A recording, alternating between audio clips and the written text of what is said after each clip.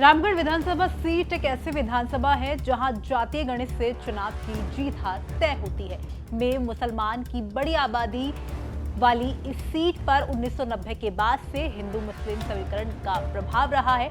कांग्रेस के जुबेर खान और बीजेपी के ज्ञानदेव आहूजा के बीच लंबे समय से सियासी मुकाबला होता रहा। कांग्रेस विधायक जुबेर खान के निधन के बाद रामगढ़ विधानसभा सीट पर उपचुनाव हो रहे हैं। ऐसे में बीजेपी ने सुखवंत सिंह को अपना प्रत्याशी बनाया है तो कांग्रेस ने जुबेर खान के बेटे आर्यन को टिकट दिया है। दोनों के बीच कांटे का मुकाबला है।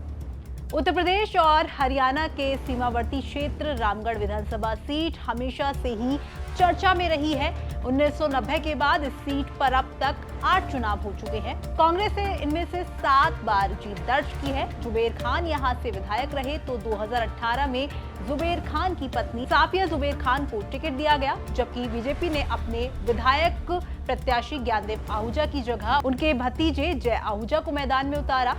जय आहूजा बड़े अंतर से चुनाव हार गए तो वहीं जुबेर खान के निधन के बाद अभी इस सीट पर उपचुनाव हो रहे हैं। बीजेपी ने सुखवंत सिंह को अपना प्रत्याशी बनाया तो कांग्रेस ने जुबेर खान के बेटे आर्यन को अपना प्रत्याशी बनाया। इस सीट के बारे में सब कुछ आपको बताएंगे। चलिए शुरुआत करते हैं। रामगढ़ विधानसभा क्षेत्र में 2,74,180 वोटर्स हैं। इनमें 1,29,266 महिला वोटर्स और 1,44,914 पुरुष मतदाता हैं, जबकि 366 विशेष योग्य जन मतदाता हैं। इनमें 85 साल से ज्यादा के 168 वोटर्स हैं।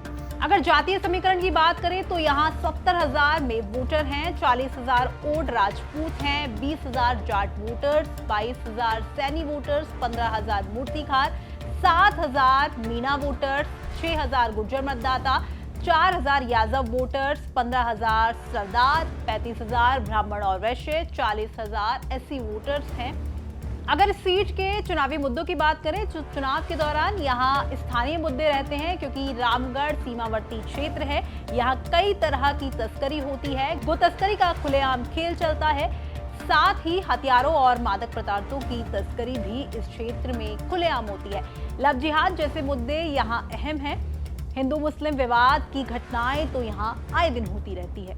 जब रामगढ़ में तीसरा मोर्चा यानी बसपा या असपा में हिंदू प्रत्याशी खड़ा हुआ तो बीजेपी हारी, और जब मुस्लिम आया तो कांग्रेस को हार का सामना करना पड़ा, क्योंकि उससे जाति और धर्म के वोट कट गए। बीते चुनाव में सुखवंत सिंह बीजेपी से बागी होकर चुनाव लड़े और दूसरे नंबर पर रहे। उनको करीब 70,000 वोट मिले तो आर्यन खान पहली बार चुनाव लड़ रहे हैं। इस बार उपचुनाव में तीसरे मोर्चे के कमजोर होने से बीजेपी की राह आसान होती दिख रही है, क्योंकि बीजेपी से बगावत करने वाले जय आहूजा के तेवर तीसरे दिन ही ढीले पड़ गए और अपनी ही महापंचायत में पार्टी के नेताओं के सामने उन्होंने सरेंडर कर दिया।